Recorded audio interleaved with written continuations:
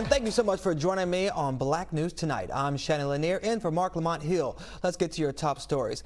Derek Chauvin has entered into a not guilty plea to a federal civil rights charges involving a black boy.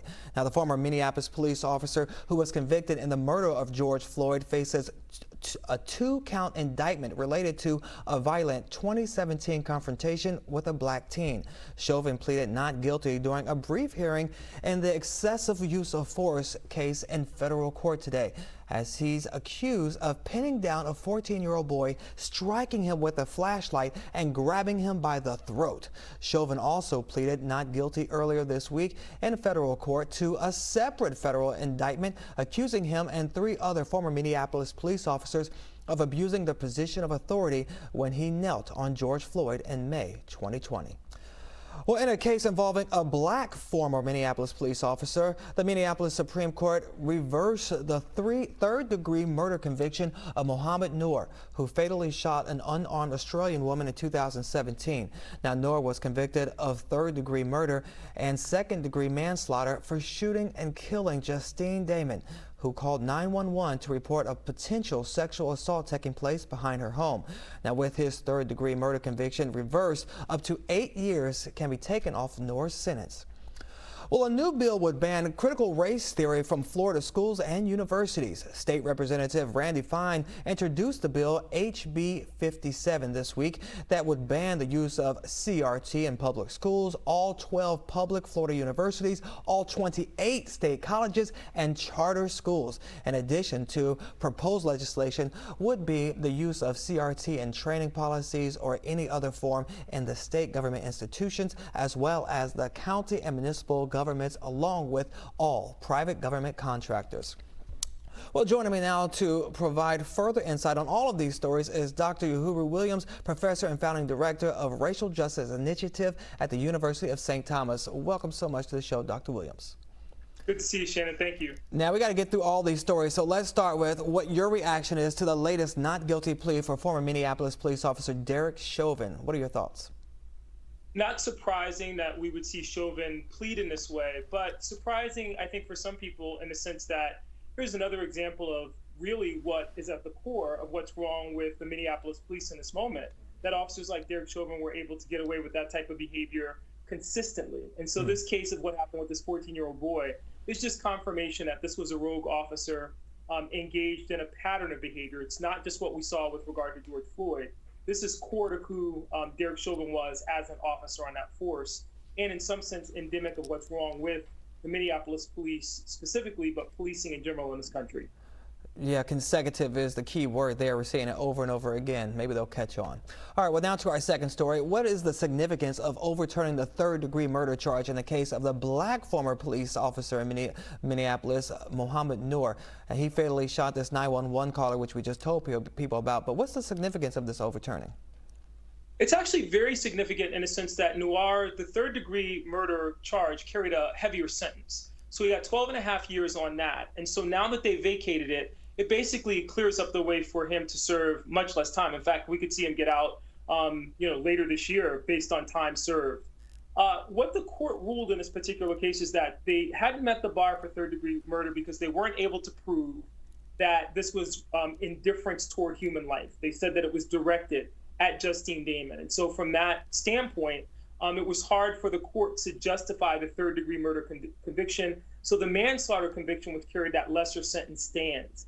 And so that's why this is important. The reason that people are watching this so closely here in the Twin Cities is concern about whether this will be applicable to Derek Chauvin. Could we see Chauvin's attorneys try to make an argument for a removal of that third-degree murder charge with him? There's no chance, however, they may do that, but it wouldn't lessen Chauvin's sentence because the other metrics were met with regard to the other charges that he was convicted of. Yeah, they don't need to do anything with Chauvin's sentence. Leave it as it is. All right. Well, and lastly, let's get to the CRT ban in Florida. How could this recently introduced anti-CRT bill impact the state of Florida? And do you see it having any chance of actually passing? I think it's political grandstanding, Shannon. I think it's, if we look at this from the standpoint of the academy, it's anti-intellectual. This is something that flies in the face of what we expect from academic institutions.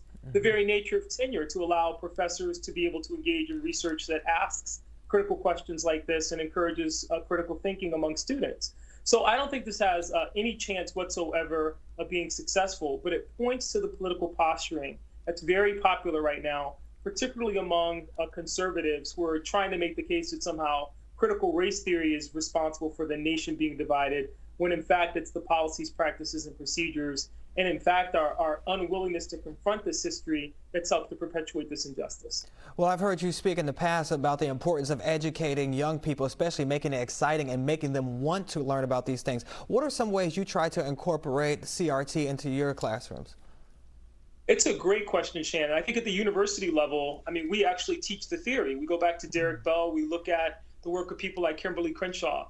But in K-12 education, where they really don't teach CRT, this is just basic American history, where you're saying to young people, in order for you to really understand the American experience, you have to understand it in all of its dimensions. That includes looking at ugly chapters of our history, like the Trail of Tears with regard to what happened to indigenous people, like the institution of slavery. We have to talk about those in terms of how the nation is transformed economically, politically, socially, and culturally. Again, it's anti-intellectual and I think misguided on the part of some of these politicians to try to deprive teachers of the opportunity to really, as part of civics and social studies, help students develop a healthy appreciation for how democracy works. And plus, it's just an aspect of censoring education, censoring history. It's time that we stop censoring history and just teach history as it is and let the chips fall where they fall. Why are people so amped to hide the truth when they're supposed to be enlightening the truth? Well, I think that's the million-dollar question for me, Shannon. And I think about it in this standpoint. For years, people of color in this country had to sit through history courses, social studies courses, civics lessons that in no way reflected the rich history of people of color, African Americans, indigenous people, so on and so forth.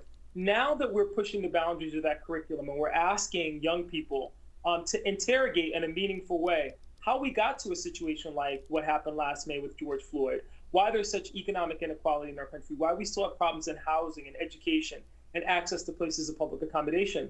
At the core, they're really about deepening American democracy and inviting young people to take action.